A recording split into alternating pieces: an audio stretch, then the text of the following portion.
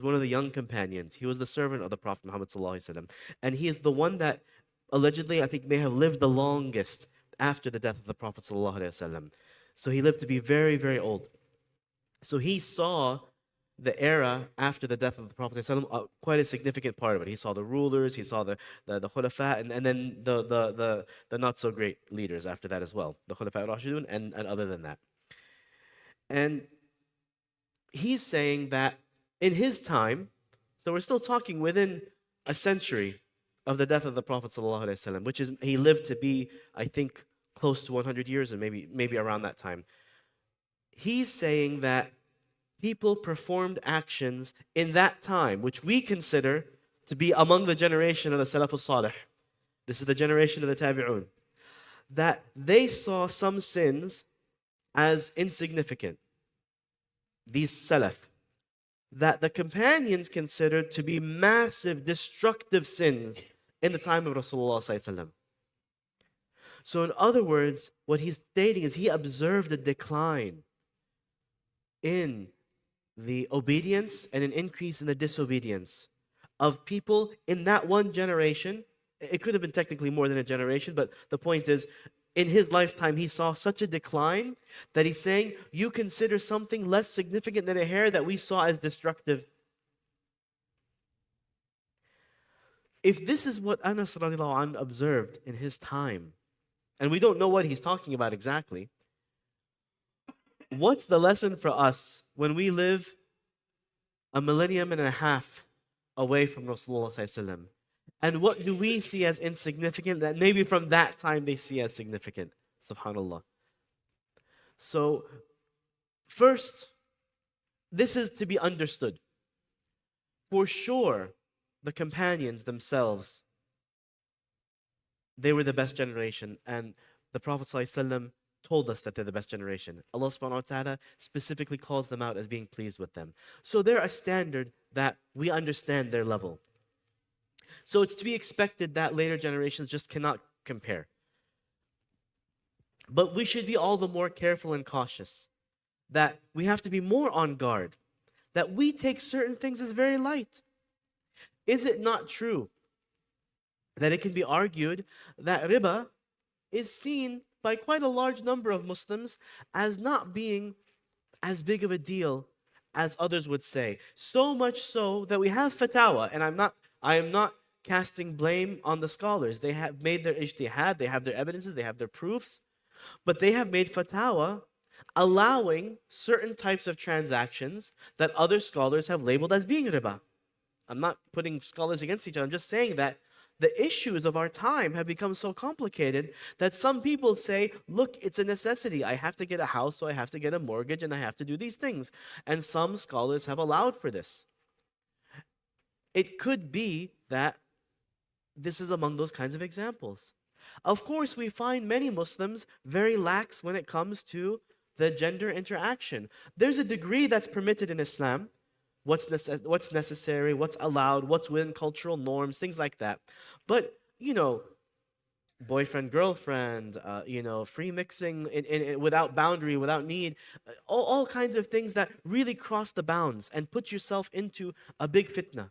And this is not the example of the companion. We cross these bounds all the time. It became to the point where we don't even address it in the masjid, even though it's a problem. We have a lot of other issues that we're dealing with the bigger issues, and these small matters we don't. What about, for example, the purification, our own tahara? We are supposed to come to the masjid with good smell, good dress, good way of appearing. I'm calling myself out here. I'm not picking on anybody here. I'm saying, do I always take care of how I am before I enter the masjid? Am I careful about my breath? Am I careful about my own body smell? Am I careful about, what I'm wearing? Did I just come from doing some yard work but not even change my clothes? Things like that, Or worse, some people, I'm just not going to come to the masjid because of those things. But you could put some effort into it, But do we take care of showering on Friday, making sure we're clean, perfuming ourselves? The Prophet ﷺ used to love to perfume. We little things like this, because why? Or sadly, some of our brothers who cannot help but smoke, and then they come to the masjid after smoking, And we've all prayed next to somebody, right? that you can smell the smoke on them, and you know that it's hard to pray next to somebody after they've been smoking. The warning for the example given is garlic, raw garlic. What about something that's not even halal to do? But some people, they made it easy and made it lax. And sometimes we are overlooking these things. I'm giving examples. I'm not trying to pick on anybody. I'm just trying to give examples that we can identify, like, yeah, you know what, you're right. We got easy on certain things. So the point being, not to say, oh, we are bad and they were good. Yes, they were better. We know that. But the point is not to wallow in our self-pity and yet we are bad. What can we do? It's to be more on guard. Okay, what's the protection from this? We have shortcomings. We're living in times where it's difficult.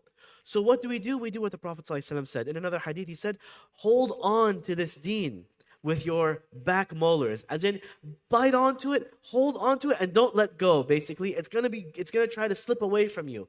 So we need to hold on to it firmly and don't let it slip away. Whatever we have. If you can find that all I can do is fast, okay, fast. And keep fasting. If all I can do is give sadaqah, give sadaqah. If all I can do is ibadah, do ibadah. If all I can do is keep doing it. Hold on to whatever Allah gave you that's easy. And whatever of the sins, try to avoid them. Now, I have an opinion, and it's been true for me. Maybe it's different for everybody. Maybe everybody else has their own way. But I didn't find in my life that Allah only made the only way forward for me to be something that He forbade. That haram, that I understood to be haram, and that was the legitimate opinion from some scholars, that the haram way, it's the only path left for me. Now, some scholars have had to make fatwa and things. I'm not doubting that. But what I'm saying is, I pleaded with Allah to protect me from ever this situation, and I didn't encounter the situation where I had no option left but to go to something haram. So if I only find something that's haram in front of me, I tell myself, I just didn't look hard enough. And I try harder, and knowing that I want to find the halal way, I found Allah opens the halal way for me. I'm not saying I'm righteous or I'm perfect or anything. What I'm saying is, it developed into a philosophy for me that, for me, I find inshallah always a halal way in front of me. That's an example of the jihad nafs that I try to do for myself. And I encourage everybody else to do the same. And to not take lightly what Allah subhanahu wa ta'ala has forbidden, to not just run to the way that is easy. Now, if you have a scholar that you trust, a sheikh, imam, absolutely you should follow what they say and follow the evidences that they provide. I'm not saying go against that. But what I'm saying, for your own selves, we know what's right and what's wrong. We know if I go to this sheikh, he's going to be easy on this issue. If I go to that sheikh, he's going to be easy on this issue. I'm going to go to him because I know he has this opinion that aligns with what I want to do, instead of seeking what we think and know Allah subhanahu wa ta'ala loves the most and avoiding what He hates the most. And wallahu alam, the point of this is to not take lightly what Allah has forbidden. I think many of our brothers and sisters, we know the halal food debate, and we know the difference of opinions on that. If someone is adhering to the stricter interpretation, which is common, for example, for our brothers from the Indo-Pac subcontinent, they are very strict on this, especially the non-Arabs from this area. They're very strict on eating what they know to be dhabiha. So much so that sometimes they ask a little bit so much, they ask a Muslim, is it dhabiha? Which some may argue that's not correct to do that. But the point is, they have picked this to be the issue they don't want to compromise on. Because Allah talks a lot about eating halal and haram. Now, from other parts of the world, the Muslim world, it's not as big of a deal because they have opinions that say the food of Ahlul Kitab and who are Ahlul Kitab and what are their rules that they're supposed to follow and so on. The point is, let the people themselves follow what they want to follow, especially if that is what they think is bringing them closer to Allah. And they don't. The second way is, don't project that onto somebody else as lack of righteousness if they're also following an evidence as well. But for what you want to do for yourself, inshallah, anything that is trying to bring you closer to Allah in line with the Quran and the Sunnah of Rasulullah, inshallah is good. And don't take lightly the matters of Allah's commandments. If I said anything good, it's from Allah subhanahu wa ta'ala alone. If I said anything bad, it is only from myself and from shaitan. We ask Allah subhanahu wa ta'ala to grant us the hikmah and the wisdom and the guidance to do what is beloved to Him and to avoid what is hated by Him, and to also give us the wisdom to distinguish between that and to know when we should be strict and when we should be easy, especially when it comes to other people.